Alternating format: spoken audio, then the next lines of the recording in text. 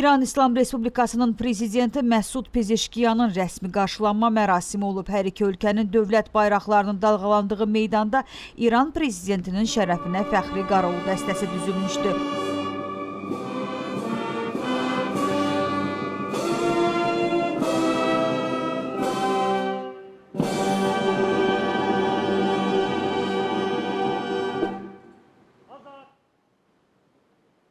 Azərbaycan prezidenti İlham Əliyev İran prezidenti Məsud Pezeşkiyanı qarşıladı.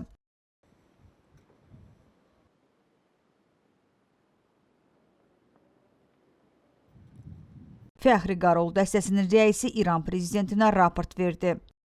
Qarovul fərağat! Qarovula! Ol! Diqqət sağa!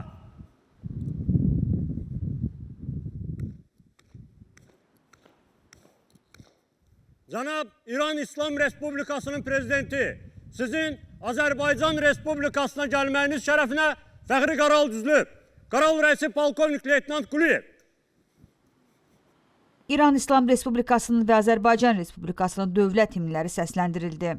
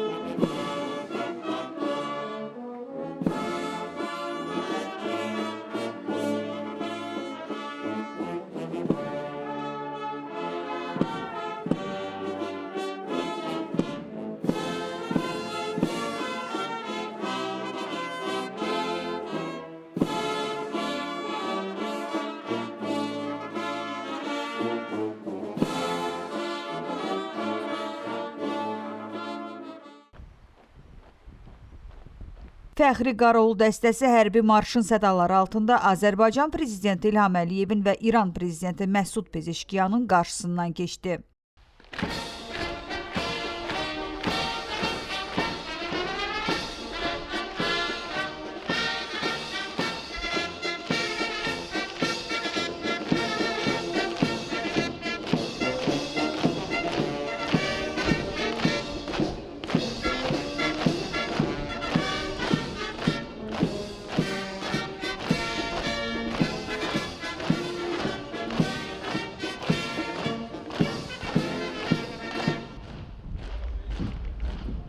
Dövlət başçıları rəsmi foto çəkdirdilər. Sonra Azərbaycan Respublikasının prezidenti İlham Əliyevin İran İslam Respublikasının prezidenti Məsud Pezeşkiyan ilə məhdud tərkibdə görüşü olub. Daha sonra görüş geniş tərkibdə davam etdirilib.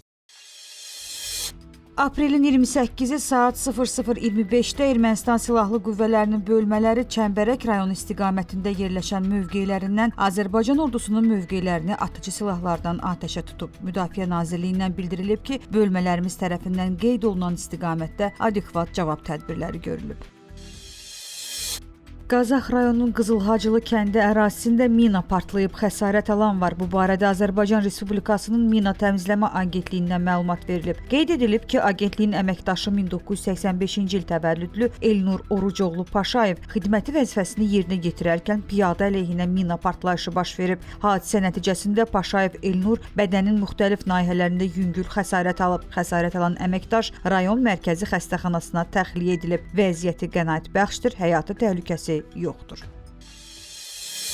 Bakı Hərbi Məhkəməsində davam etdirilən məhkəmə prosesində Şuşa rayonunun işğalı ilə bağlı Ermənistan Silahlı Qüvvələrinin general-polkovniki Qurgen Dalibaltayanın qeydləri yer almış videomaterial nümayiş etdirilib. Dalibaltayan bildirib ki, Şuşa əməliyyatının işlənməsində, hazırlanmasında və həyata keçirilməsində Ermənistanın keçmiş prezidentləri Robert Köçəryan və Serj Sarkisyan iştirak ediblər. O vurğulayıb ki, Şuşa əməliyyatının əhəmiyyəti çox böyük idi. Qeyd edək ki, Ermənistanın hərbi təcavüzü nəticəsində nəticəsində sülh və insanlıq əleyhinə cinayətlər, müharibə cinayətləri, o cümlədən təcavüzkar müharibənin hazırlanması və aparılması, soyqırımı, müharibə qanunlarını və qaydalarını pozma, habelə terrorçuluğu maliyyələşdirmə, hakimiyyəti zorla ələ keçirmə, onu zorla saxlama və digər çoxsaylı cinayətlər törətməkdə təqsirləndirilən Ermənistan Respublikası vətəndaşlarının məhkəməsi davam etdirilir.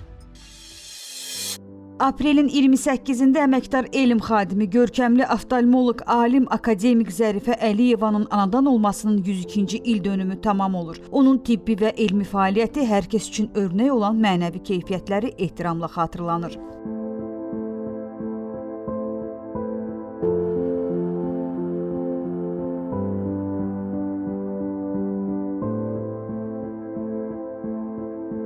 Zərifə Əliyeva 1923-cü il aprelin 28-də Naxçıvan Muxtar Respublikasının Şərur rayonu Şahtaxtı kəndində dünyaya göz açıb. Atası Əziz Əliyev bir çox mühüm vəzifələrdə, o cümlədən rektor, nazir, Mərkəzi Komitənin katibi, Azərbaycan SSR Nazirlər Soveti sədrinin birinci müavini kimi mühüm vəzifələrdə çalışmışdı. Onun enişli yoxuşlu həyat yolu övladları üçün əsl məktəbidir.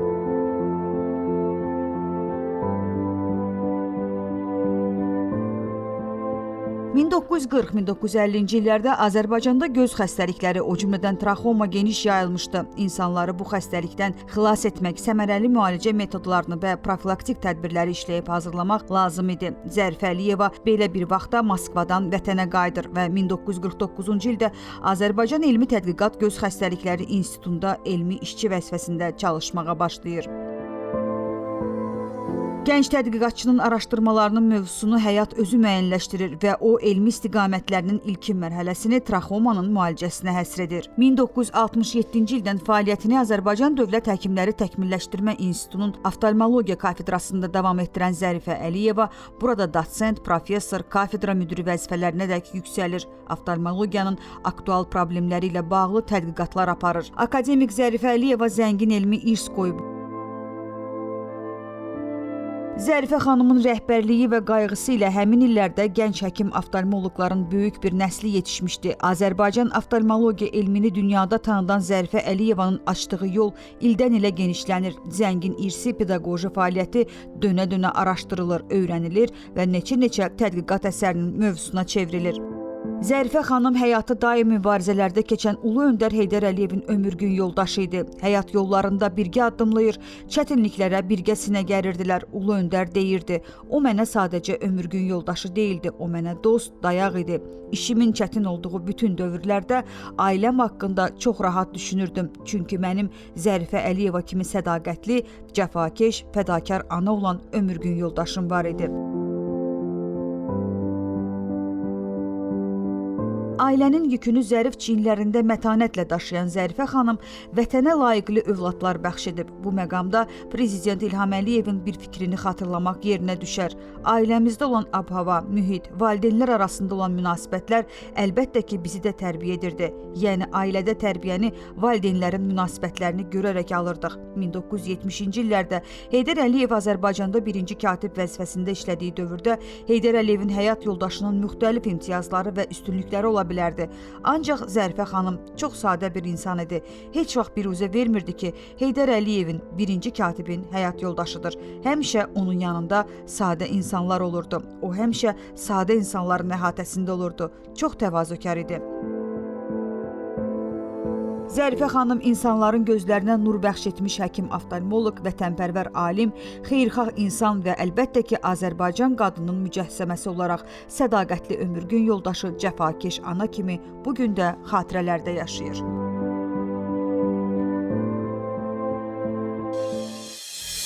İran Azərbaycanın Tehrandakı səfirliyinə hücumu törədən şəxsi cəzalandırmağa hazır olduğunu açıqlayıb. Bunu İranın məhkəmə və ədliyyə sisteminin sözçüsü Əskər Cahangir İRNA-ya bildirib. O qeyd edib ki, Azərbaycan səfirliyinə hücum edən şəxsə qarşı çıxarılan hökmün icrası üçün bütün hüquqi prosedurlar tamamlanıb və hazır vəziyyətə gətirilib. Qanunvericiliyə əsasən hökmün icrası mərhumun valideynlərinin və ya onların vəkilinin məhkəməyə müraciət etməsi və ya hökmün icra olunduğu vaxt prosesdə iştirak etməsi vasitəsilə mümkün olacaq. İndiyənədək mərhumun valideynləri və ya onların vəkili hökmün icrası üçün müraciət etməyiblər. Buna görə də məhkəmə sisteminin tam hazırlıqlı olmasına baxmayaraq hökm hələ icra edilməyib. Əsgər Cahangir deyib. O əlavə edib ki, səfirliyə hücum törədən şəxsə qarşı çıxarılan edam hökmünün icrası üçün bütün hazırlıqlar tamamlanıb və fərdi qərar verilib. Hökmün icrası üçün icra günü təyin olunmalıdır və ya mərhumun valideynləri və onların nümayəndəsi hökmün icra olunmasını istədiklərini bildirməlidirlər. Sözçü vurğulayıb ki, yuxarıda qeyd olunan hökmlə bağlı hüquqi və məhkəmə prosesi başa çatıb və icra üçün hər hansı əlavə hüquqi maneə qalmayıb. Xocalı şəhərinə daha 137 nəfərdən ibarət 33 ailə köçürülüb. Bakı şəhərindən 15 ailə, Goranboy rayonundan 7 ailə, Abşeron rayonundan 3 ailə, Ağcabədi rayonundan 2 ailə, Sumqayıt şəhərindən 2 ailə, Gəncə şəhərindən 1 ailə, Qobustan rayonundan 1 ailə, Şirvan şəhərindən 1 ailə, Mingəçevir şəhərindən 1 ailə yola salınıb. Doğma yurda qayıdan sakinlər hər tərəfli dövlət qayğısı ilə əhatə olunduqlarına görə Prezident İlham Əliyevə və birinci vitse-prezident Mehriban xanım Əliyevaya təşəkkür ediblər. Onlar həmçinin torpaqlarımızı işğaldan azad edən rəşadətli Azərbaycan ordusuna, qəhrəman əskər və zabitlərimizə minnətdarlıqlarını bildirib, bu yolda canlarından keçən şəhidlərimizə rəhmət diləyiblər. Beləliklə, bugünkü köç də nəzərə alınmaqla Xocalı şəhərinə köçürülən ailələrin ümumi sayı 85-ə çatacaq. Qeyd edək ki, hazırda Qarabağda və Şərqi Zəngəzurda ora köçürülən keçmiş məcburi köçkünlərlə yanaşı bu bölgədə aparılan layihələrin icrasında çalışan, həmçinin ayrı-ayrı dövlət qurumlarının yerli bölmələrində xidməti vəzifələrini yerinə yetirən, yenidən fəaliyyətə başlamış səhiyyə, təhsil, mədəniyyət, turizm, sənaye, energetika müəssisələrində işləyən ümumilikdə 40 mindən çox insan yaşayır.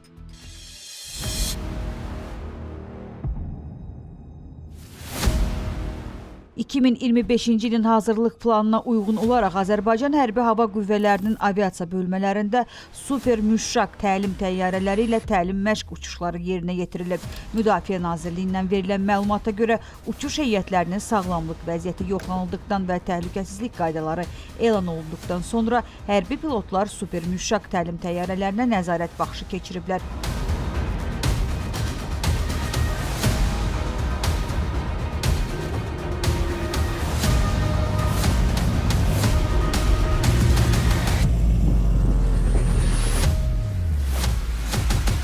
Təlimin planına uyğun olaraq gənc təyyarəçilər havaya qalxmaq və yerə enmə, müəyyən edilmiş marşrutlar üzrə aviasiya qrupları tərkibində uçuşların icra edilməsi, müxtəlif hündürlüklərdə pilotaj manevrləri və digər təlim tapşırıqlarını uğurla yerinə yetiriblər. Hərbi pilotlarımızın döyüş hazırlığı və praktiki vərdişlərinin artırılması məqsədi ilə keçirilən uçuşlar zamanı qarşıya qoyulan məqsədlərə nail olunub.